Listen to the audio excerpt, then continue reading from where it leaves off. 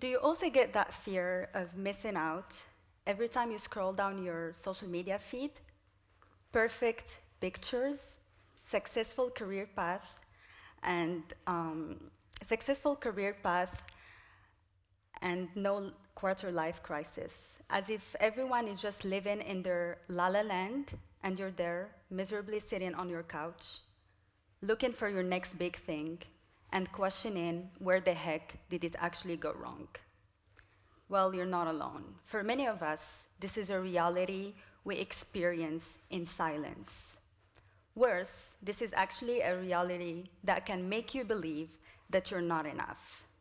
In fact, social media can feed the "I'm not enough" story and trigger a lot of insecurities because it's an easy and viral way to sell. If you fall for the "I'm the problem" narrative, then it's easier to fall for the "I need to find a solution to fix myself," which of course keeps you and pushes you to be much more online. This is not anecdotal theory. Social media damage has caused a mental health crisis within the past decade. A recent Harvard study conducted in 2018 by researchers found that validation you get from likes and interactions on social media stimulates your brain the same way cocaine does, just not as intensely. Crazy, right? The burden is even more disproportionate when the likes and interactions you get sustain and define your work, which is very significant for content creators, so-called influencers, and digital activists like myself who use platforms for mass mobilization and social and political campaigning, among others. However, the case of digital activists is quite outstanding and particularly challenging, because the likelihood of you waking up to your account being suspended is very and much more common. Reasons are quite often that you breach community guidelines or that a bunch of haters or trolls decide that you should no longer stay online. Cancel culture takes another dimension when you drive social and political change online.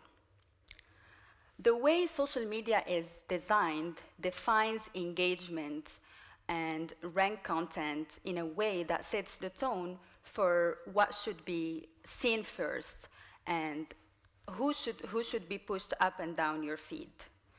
This design is very detrimental to the autonomy that we have over our spaces, be it our accounts, our emotional agency, or simply our time, by pushing you to stay online and by pushing you to consume more content. But still, why is it an issue for us as digital activists to safeguard our presence online? Likely, the information that we share is not really clickbait. I mean, if you share a controversial post, of course, the algorithm will not favor your post over a trendy TikTok dance. I mean, come on, let's be realistic.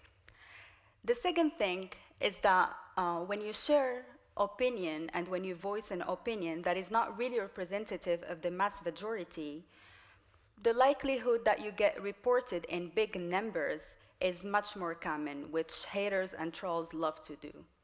And of course, the fact that our human brain is much more stimulated by fake news and rumors also does not really allow you to push you up the feed.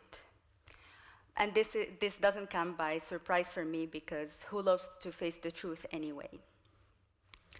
So how can we actually rethink this reality?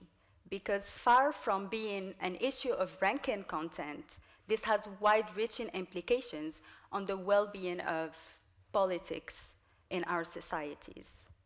For a lot of people, like digital activists, we cannot afford to disconnect. And the burden of disconnecting is real, because it means that we can no longer be approved by algorithms once we disconnect. So how can we actually rethink the burden of disconnecting, and why can't we still just unplug? From a personal stance, I really believe that social media needs a therapist. Let's build on that. it doesn't sound like a bad idea.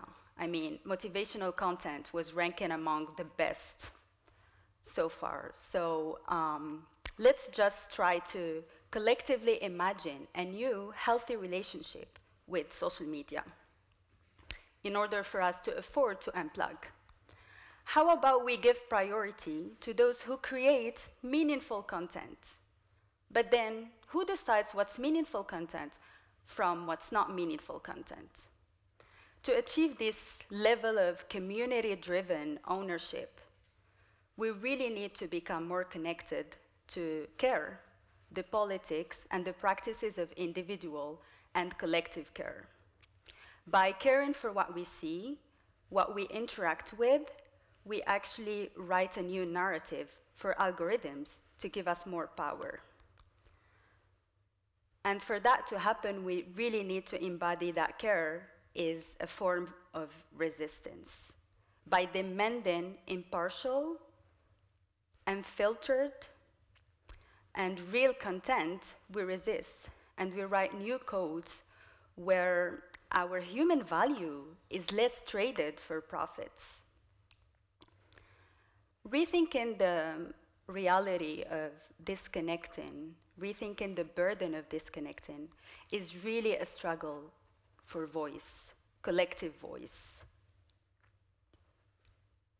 For activists to feel safe regardless of their opinions, for young girls to feel pretty regardless of their body image, and for content creators to feel recognized regardless of how much they post. For people struggling with mental health to carry themselves with compassion, we really need to unite as a collective, because our role is really critical and absolutely instrumental to push for systemic changes. The future of technology overall doesn't really lie in how innovative it can get.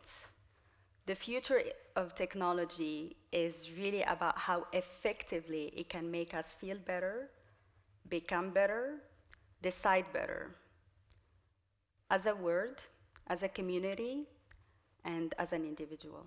Thank you.